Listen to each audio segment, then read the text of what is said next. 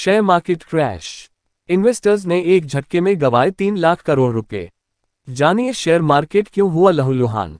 हफ्ते के आखिरी कारोबारी दिन शुक्रवार को शेयर मार्केट में भारी गिरावट दिख रही है। सेंसेक्स में 900 अंक से अधिक गिरावट आई है। वहीं निफ्टी 177 अंक की गिरावट के साथ 17,413 के स्तर पर बंद हुआ।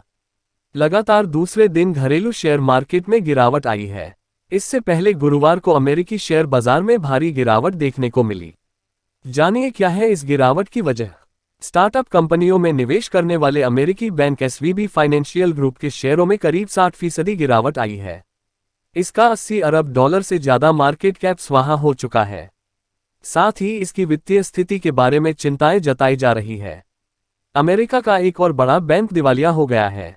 अमेरिकी रेगुलेटर्स ने देश के बड़े बैंकों में शुमार सिलिकॉन वैली बैंक को बंद करने का निर्देश दिया है।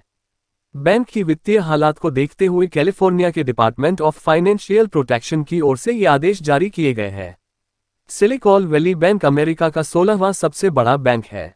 बैंक के पास 210 अरब डॉलर की संपत्ति है, लेकिन पिछले कुछ समय में बैंक की वित्तीय हालात ऐसी हो गई कि रेगुलेटर्स को इसे बंद करने का आदेश देना पड़ा है। आखिर क्यों डूबा एसवीबी बैंक।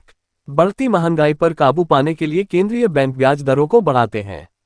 अमेरिका में जब महंगाई 40 साल के उच्च स्तर पर पहुंच गई थी, तो वहां के केंद्रीय बैंक फेडरल रिजर्व ने आक्रामक रूप से ब्याज दरों को बढ़ाना शुरू किया। इससे कम ब्याज दर वाले दौर में इश्यू हुए बॉन्ड्स की कीमतें घटने लगीं। सिलिकॉन वैली बैंक यहीं फंस गया। जब अमेरिका में ब्याज दरें 0 के करीब थीं, तब उसने बड़ी मात्रा में बॉन्ड खरीदे थे। यूएस फेड ने ब्याज दरें बढ़ाई तो पुराने बॉन्ड्स की वैल्यू घटती चली गई। हुआ ये कि एसवीबी को पूरा लिक्विड बॉन्ड पोर्टफोलियो कम कीमत में बेचना पड़ा। इससे बैंक को 1.8 अरब डॉलर का घाटा हुआ। लोग 2008 के ग्लोबल फाइनेंशियल क्राइसिस की बातें कर रहे हैं।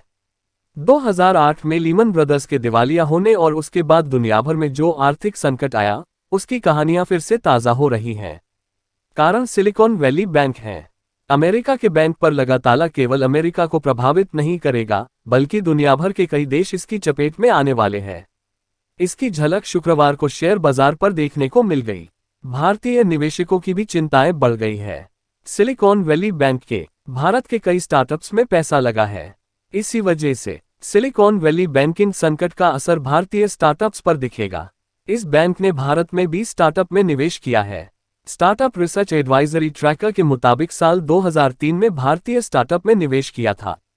हालांकि इनमें निवेश की गई राशि की स्पष्ट जानकारी सामने नहीं आई है, लेकिन पिछले साल अक्टूबर में भारत की स्टार्टअप कंपनियों ने सिलिकॉन वैली बैंक से करीब 150 मिलियन डॉलर की पूंजी जुटाई थी।